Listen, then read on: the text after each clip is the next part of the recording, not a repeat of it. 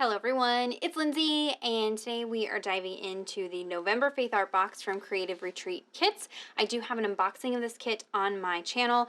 Just heads up, I do get a little bit weepy, a little bit emotional.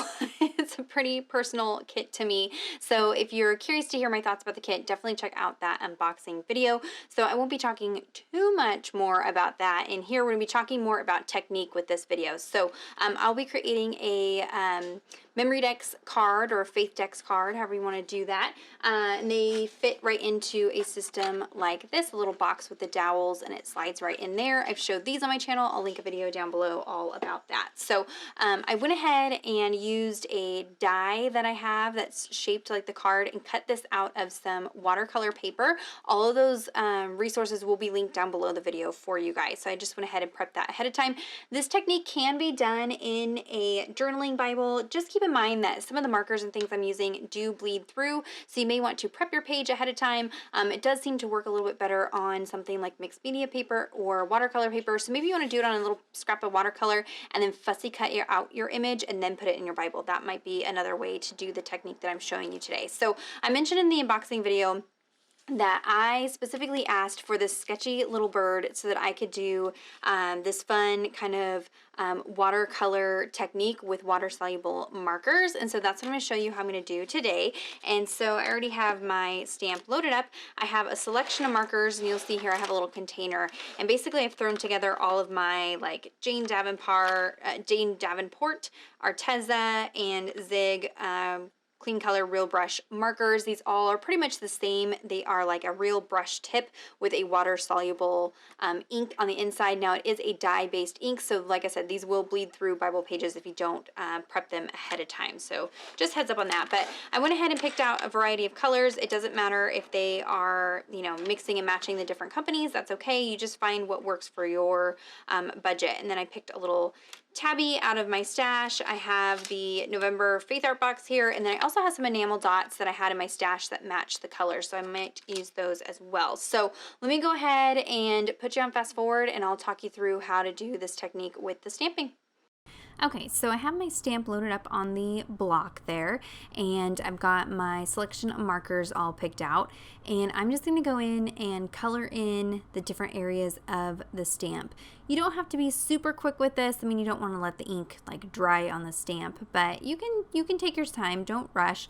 And kind of the trick to making this work the best is to mix colors. So you can see I put some black on the beak and the feet, and then for the top of the bird, I'm adding in kind of a brighter sky blue, and then I'm going to go in with a bright green and mix that into some areas, and that's what's going to help give you some dimension and interest to the image when you draw it out with the water. So you also want to make sure you have plenty of ink on there and make sure every area of the stamp is inked up.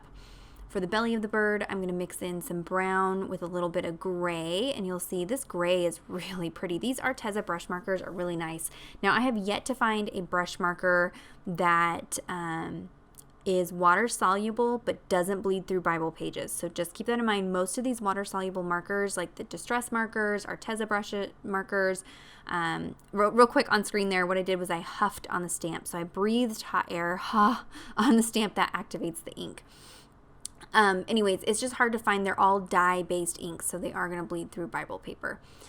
Now, to really pull this all together, you can see it's okay stamped just as it is, but I want to draw it out and make it look like it's been watercolored in. So I'm getting my paintbrush wet, and then I am pinching off the extra water so that it's only slightly damp.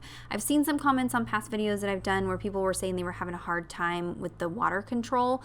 The trick is to not have too much water. If you have too much water, it's going to obliterate the stamped lines. You don't want that. You want to just draw a little bit of the color away from the line to fill in the image. So I dip the paintbrush in the water, kind of wipe it off on the edge of the water jar, and then I pinch off the extra water so it's barely damp at all, and then I go in and really roughly, you can see I'm not doing anything fancy or precise. I'm just kind of rubbing over the areas where the color is and drawing it out into the white areas of the stamp, and very quickly and easily you can see how that brings it together and makes it look like a watercolored image.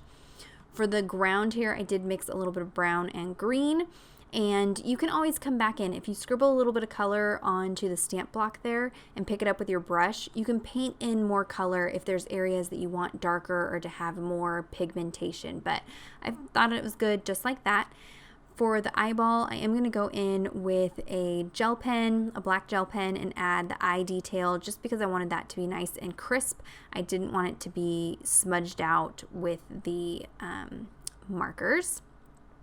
Now I'm going to move on and do the same technique with the, actually, in a second I'll add the branch. First I'm going to work on my background. So for the background, you can see I'm just scribbling out some blue and gray marker onto the acrylic block, and I've switched to a fatter paintbrush, and I'm going to pick up some of that color. I want it very, very, very faint. You're probably not even really going to be able to see it on camera with my lighting.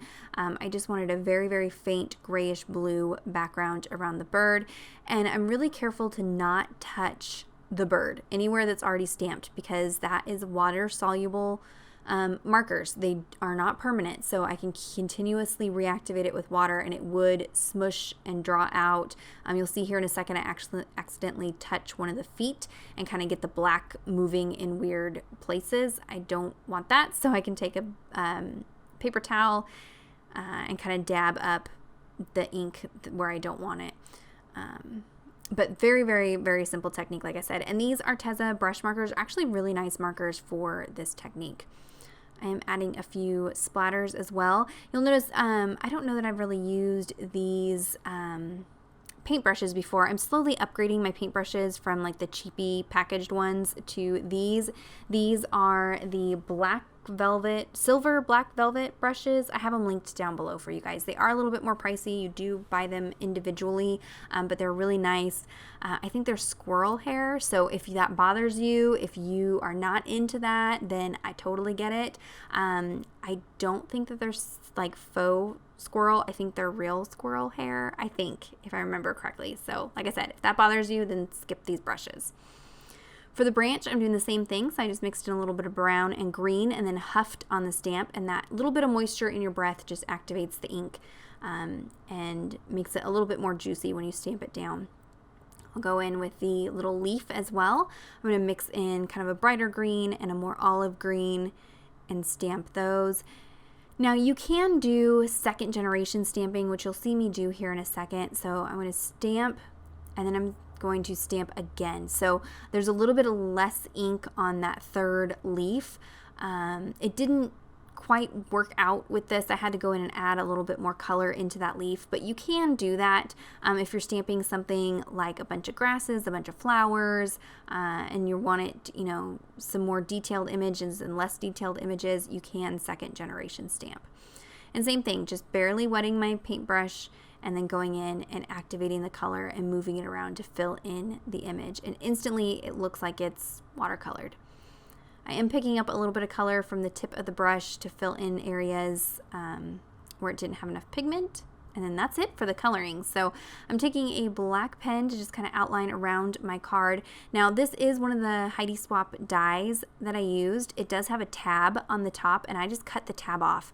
That way I just had a regular square card. If you have the FaithDex punch, you could also just cut a square or rectangle out of some watercolor paper and then use the punch to punch out your holes. I'm going to use my T-ruler to make sure my title is nice and straight. I'm going to use the stickers from the kit this month to spell out "Do Not Worry." There's a lot of different things I could have spelled out on here, but I want this to be on my FaithDex on my desk, reminding me to not worry. I don't need to worry. Don't stress. I'm going to use some of those beautiful enamel stickers. These are amazing. Love, love, love those coppery toned ones. Really pretty. I'm going to mix them in with some enamel dots that I had in my stash, and this is just adding a little bit of embellishment and texture to the front of this card. One of the fun things about using the FaithDex cards is you can really add dimension and chunky items that you may not feel comfortable using in your journaling Bible, and it's okay because it's on these cards. So you can see how that looks like I intricately watercolored that bird, and I didn't. It just took a few minutes to put that together. For the back side of the card, I'm going to add the verse, Matthew 6:25 through 26. I typed it out on my typewriter, and I'm going to layer a little bit of washi tape that I got from Creative Retreat Kits, layer that behind my verse, And then I will go in and add a couple of the heart stickers just as a finishing detail. I don't usually do too much on the back side of my cards. It's usually the front that I really go crazy embellishing. So I'm going to keep that nice and simple on the back side. And then I will finish it off with this little bow clippy that I had in my stash. And that's going to be it for that card. So you could do the same thing and then fussy cut this out and then use that image in your journaling Bible as well if you wanted to do that. So if you have any questions or comments, be sure to leave those down below. Check out the description box for links to everything that I used today. Give this video a thumbs up if it was helpful, and subscribe to my channel if you're not already subscribed. And until next time, thank you so much. Bye-bye.